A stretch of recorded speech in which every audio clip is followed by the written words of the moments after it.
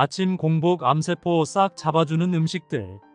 오늘 영상을 통해서 우리 몸속에 생성되는 암세포 싹 잡아주는 음식들에 대해 알려드릴게요.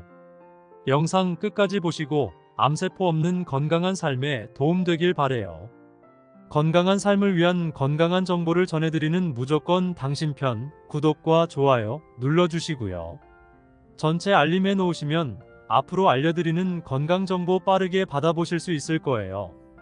대추와 함께 먹으면 암세포를 죽이는 음식은 바로 영지버섯입니다. 영지버섯의 맛은 쓴 것이 특징이고 대추는 단맛이 특징입니다. 대추와 영지버섯이 만나면 영지버섯의 쓴맛을 대추의 단맛이 중화시켜주는 것이지요. 영지버섯에는 베타글루칸 성분이 풍부하게 함유되어 있어 면역력을 강화시키는데 정말 좋은 음식이고, 또한 레티난이란 성분이 풍부한데요. 이 성분이 강력한 항암작용을 하여 암세포의 증식을 억제하고 암의 재발을 방지하는 데에 도움을 줍니다. 그리고 영지버섯에는 불포화 지방산이 풍부하게 함유되어 있어 혈관 내 콜레스테롤 수치를 낮추고 혈액순환을 원활하게 하여 혈관 건강을 개선하는 데 도움을 줍니다. 또한 영지버섯은 자율신경을 안정시켜서 불면증을 개선하는 데에 탁월한 효능을 발휘하는데요. 한의학에서는 신경쇠약으로 작은 일에도 가슴이 뛰는 증상이 쉽게 가라앉지 않고 잠이 잘 안 오는 분들에게 처방하는 약재이기도 합니다. 이런 효능들이 대추와 만나면 그 효과가 극대화가 되는데요. 대추와 영지버섯을 함께 차로 끓여 드시면 불안했던 마음이 진정이 되고 안정화가 되는 효능을 느낄 수 있습니다. 대추와 함께 먹으면 암세포 죽이는 음식은 상황버섯입니다. 대추와 상황버섯을 함께 드시면 면역력과 항암 효과가 극대화되는데요.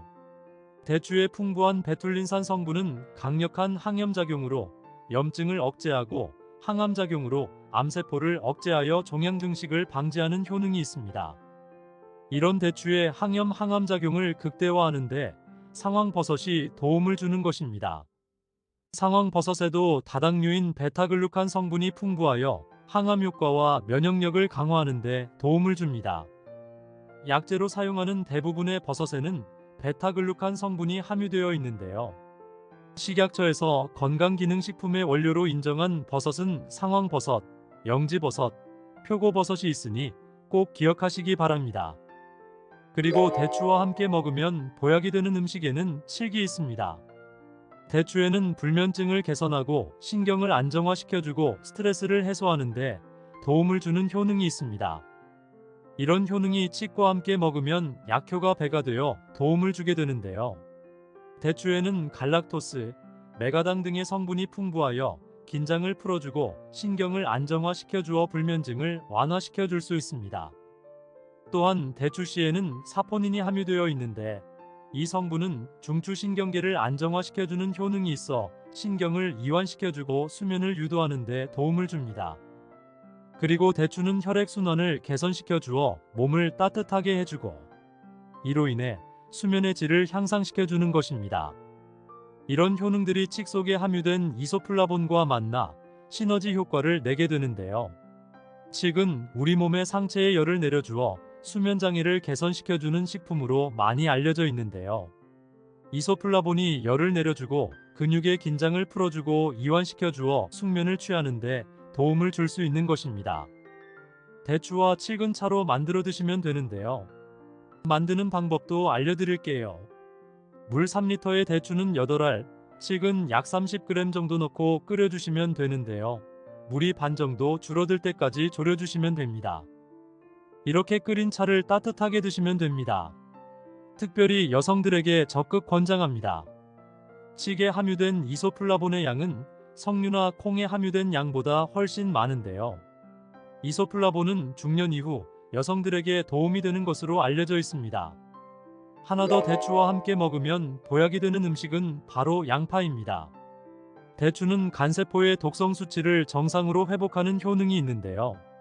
이것은 대추에 함유된 사이클릭 AMP라는 성분이 항염증, 항지질 효과를 갖고 있기 때문입니다. 이때 양파와 함께 먹으면 효과가 배가 되는데요. 양파에 함유된 글루타치온 성분은 간의 해독작용을 돕고 간의 피로도를 낮추는데 효과가 있는 것으로 알려져 있습니다. 대추와 양파는 함께 차로 끓여 드시면 되는데요. 만드는 방법도 알려드리겠습니다.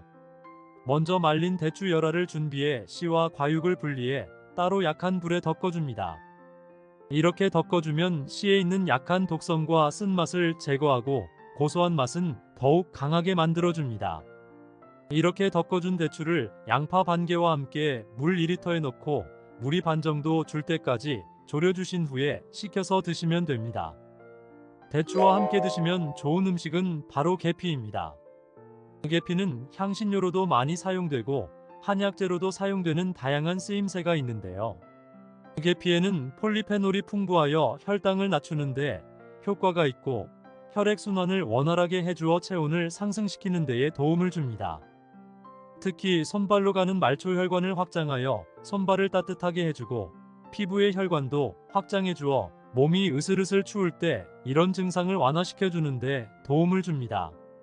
또한 계피는 소화를 돕고 가스를 제거하는데 효과적이며 염증을 억제하고 세균이나 바이러스를 제거하는 데에도 효과가 좋은 것으로 알려져 있습니다. 또한 항산화 작용이 뛰어나 활성산소를 제거하고 면역세포의 생산을 촉진하여 면역체계를 강화하는 데 도움을 줍니다. 특별히 여성에게 좋은데요. 자궁을 따뜻하게 만들어 주어 여성 질환에 많은 도움을 주는 식품입니다. 계피는 다만 매운맛이 강하고 위와 식도에 자극을 주기 때문에 단독으로 먹기엔 불편한데요. 대추와 함께 드시면 이런 문제가 바로 해결됩니다. 대추와 함께 드시면 좋은 음식으로 생강이 있습니다.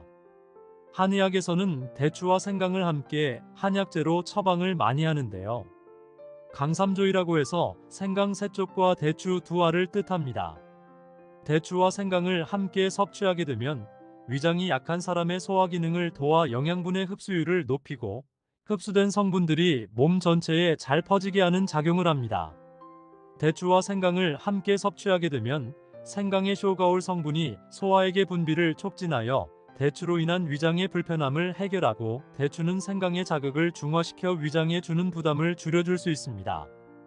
이렇게 대추와 생강을 넣고 끓인 것을 강조탕이라고 하는데요. 수족 냉증이나 평소에 몸이 찬 분들이 드시면 몸이 따뜻해지는 효과를 누릴 수 있습니다. 조금 전에 알려드린 계피까지 함께 넣고 끓이셔도 좋은데요. 만드는 방법 알려드릴게요.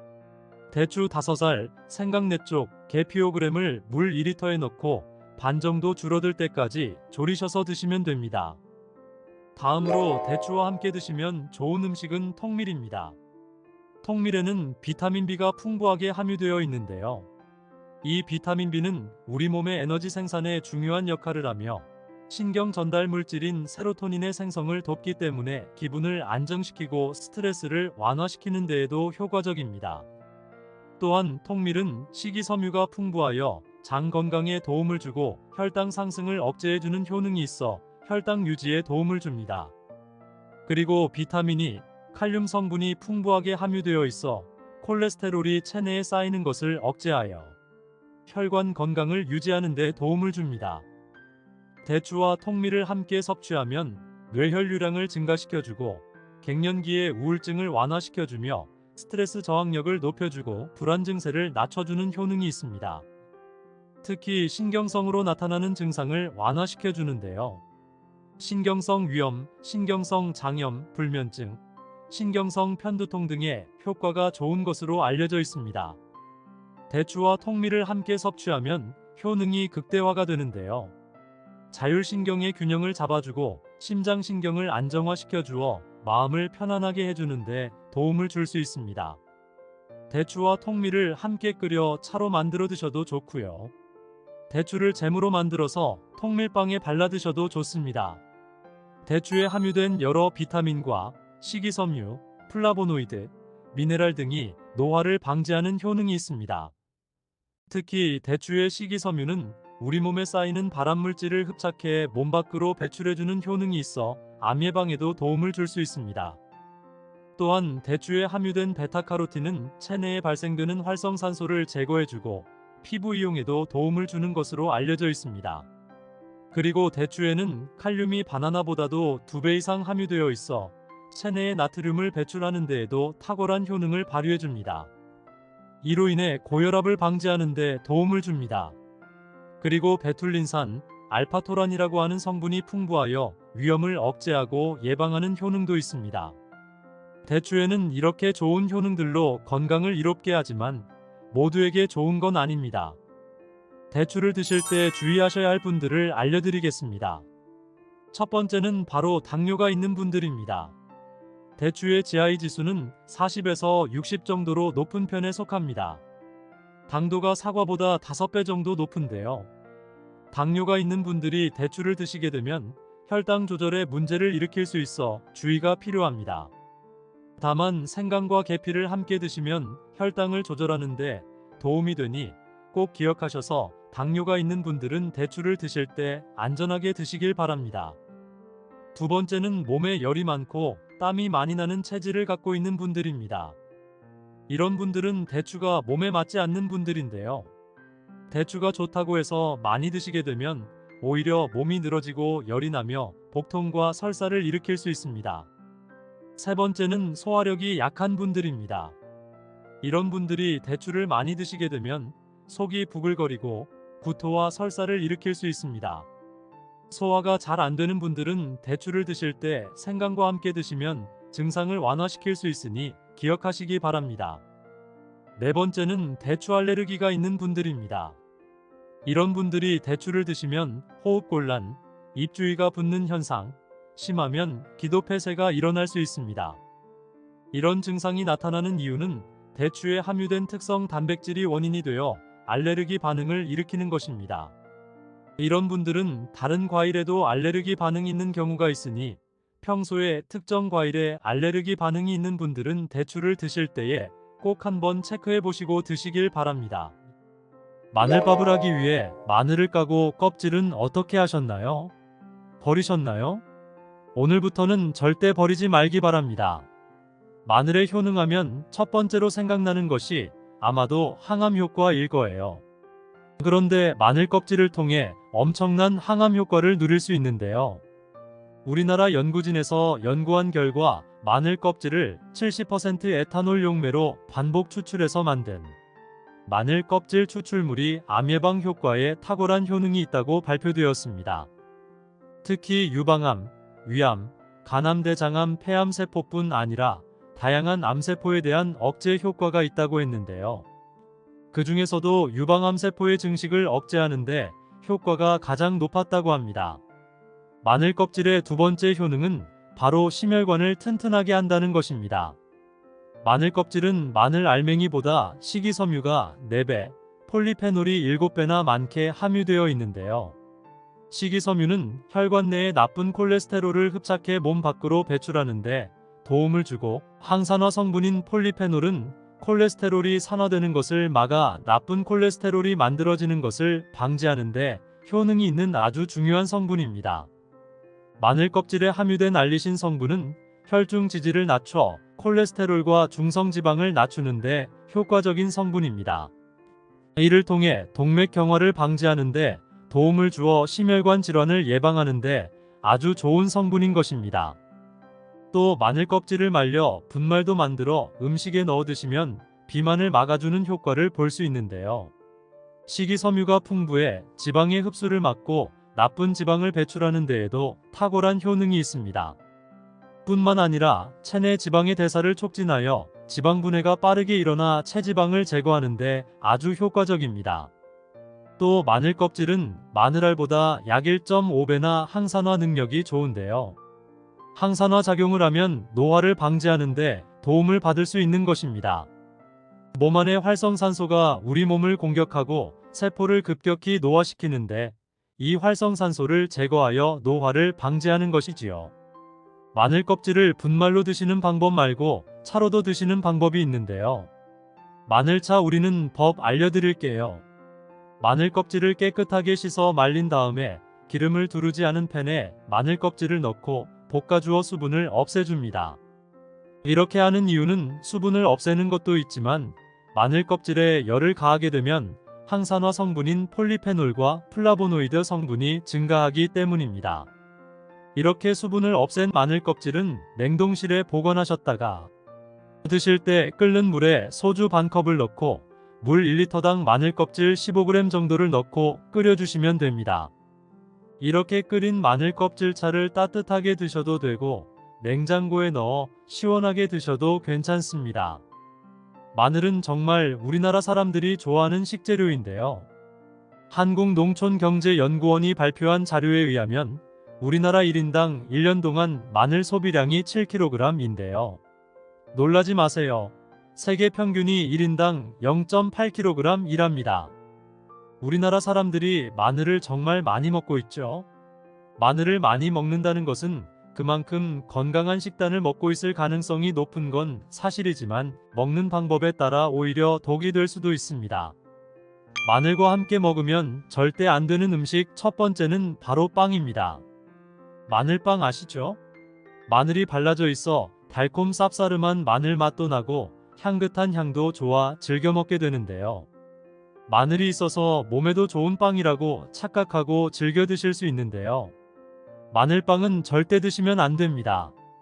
왜냐하면 빵의 재료인 밀가루는 탄수화물이 주 성분인데요. 밀가루의 고탄수화물은 소화 과정에서 당으로 분해되고 혈당 지수를 급격히 올리게 되며 이때 인슐린의 분비가 과도하게 됩니다.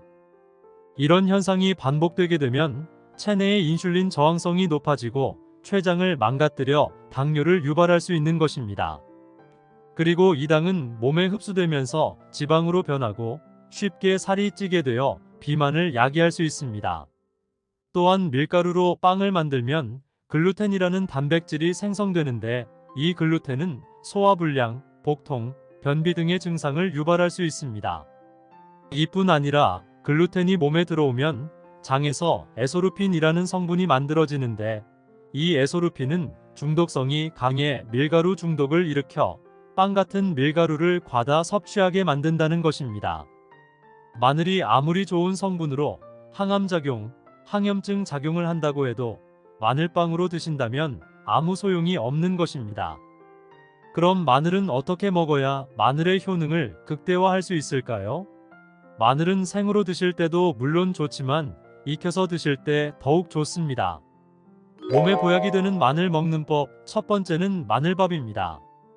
국립농업과학원에 따르면 마늘의 S알릴시스테인 함량을 조리법에 따라 조사한 결과 생마늘일 때 S알릴시스테인 함량이 2.77mg 정도 되었고 삶기 시작한 후 30분이 지나면 4.92mg이 되었으며 1시간이 지났을 때 9.16mg으로 생마늘에 비해 무려 4배 이상 많아진다고 했습니다. 뿐만 아니라 121도의 온도에서 1시간 동안 마늘을 쪘을 때 S알릴시스테인 함량이 50.24mg으로 생마늘보다 18배 정도나 높다고 연구 결과를 발표했습니다. 따라서 마늘을 드실 때는 1시간 이상 끓여서 드시는 것이 좋은데요. 이런 방법은 번거로워 추천드리는 방법이 바로 마늘밥입니다. 밥을 할 때 마늘을 넣는데요. 1인분에 마늘 3, 4알 정도씩 넣어서 밥을 하시면 됩니다. 현미가 있다면 현미를 넣은 마늘밥을 하시면 더욱 좋은데요. 현미 속에는 티아민이라는 성분이 있는데 마늘의 S알릴시스테인과 현미의 알리티아민 두 가지 성분을 모두 섭취하여 항암 효과뿐 아니라 피로회복, 근육통 완화에도 좋은 밥이 되는 것입니다. 마늘이 몸에 좋다고 하여 꿀에 마늘을 재워 드시는 분들 계시잖아요.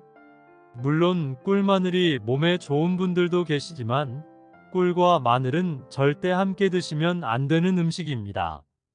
식품비방이라는 문헌에 보면 꿀과 마늘은 함께 먹으면 안 되다라고 적혀 있는데요.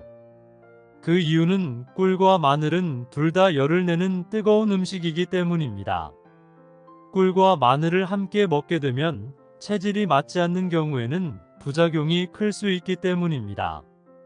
체질에 맞지 않는 분들이 이 꿀마늘을 드시게 되면 눈의 충혈이 잦아지고 노화가 빨라질 수 있습니다. 돋보기를 빨리 쓰게 될 수도 있다는 것이지요. 또한 두통이 생기며 피부에도 트러블이 생기는 부작용도 있으니 꼭 기억하시기 바랍니다. 또한 당 섭취에 주의하셔야 하는 당뇨, 고지혈증을 갖고 계신 분들이나 암 환자분들은 절대로 꿀마늘을 드시면 안 됩니다.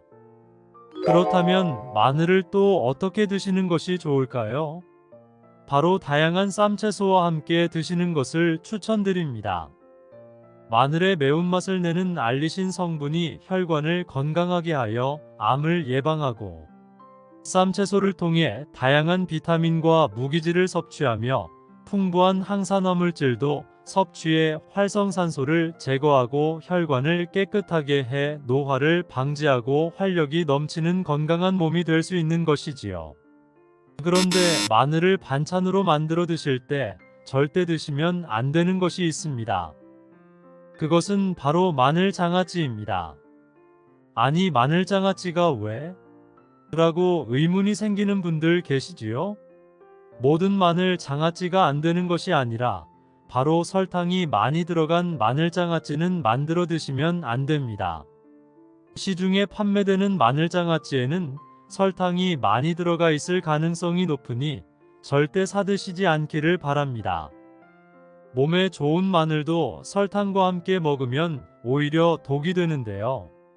설탕이 많이 함유된 마늘장아찌를 드시게 되면 혈당이 급격히 오르고 인슐린 저항성이 높아지며 혈액 속에 중성지방이 많아져 혈액을 끈적하게 만들게 됩니다. 또한 설탕을 많이 섭취하게 되면 뇌에서 기억력을 담당하는 해마의 크기를 줄어들게 해 기억력을 감퇴시키고 나아가 치매를 일으킬 수도 있습니다. 집에서 마늘장아찌를 담가 드실 때에는 설탕을 넣지 말고 건강한 식재료만을 사용하시기 바랍니다. 마늘을 건강하게 드실 수 있는 또 다른 방법은 흑마늘을 추천드립니다. 마늘에 열을 가하면 마늘의 색이 점점 짙어져 결국 까맣게 변하는 흑마늘이 되는데요. 그 이유는 마늘 속에 있는 당류와 단백질인 아미노산이 반응하여 갈색을 띠는 멜라노이딘 색소가 만들어지기 때문입니다. 이 반응을 마이야르 반응이라고 하죠. 고기를 구우면 빨간색의 고기가 점점 희어지다 갈색으로 변하는 반응과 같은 원리인 것입니다. 이렇게 흑마늘을 만들게 되면 생마늘보다 S알릴스테인 성분이 5배가 많아질 뿐만 아니라 새로운 항산화 물질들이 많이 만들어지게 됩니다.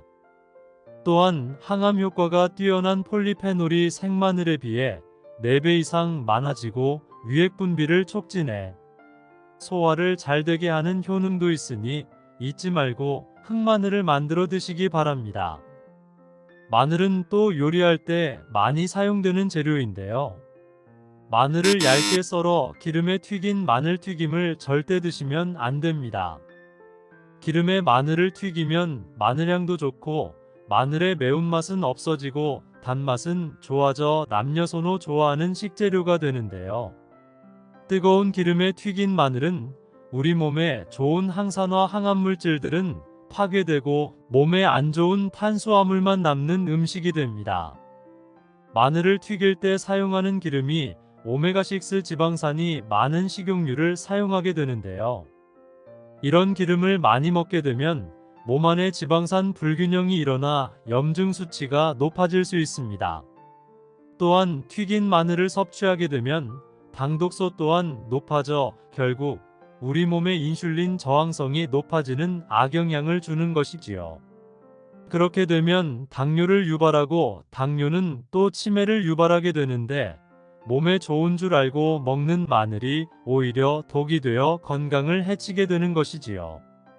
기름에 튀긴 마늘을 드시고 싶다면 한 가지 방법이 있는데요.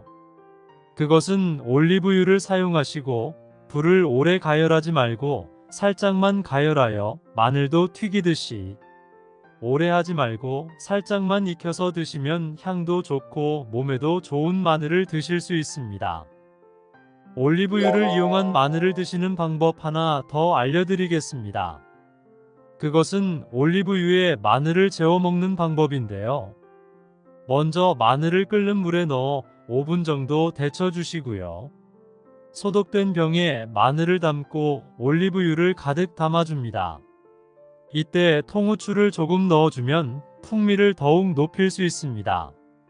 올리브유와 마늘이 만나 항산화 성분, 항암물질이 극대화되어 혈관을 튼튼히 하고 혈전의 생성을 막고 혈류를 원활하게 하여 치매를 예방하고 심장마비와 뇌졸중까지 예방할 수 있는 보약이 되는 것입니다.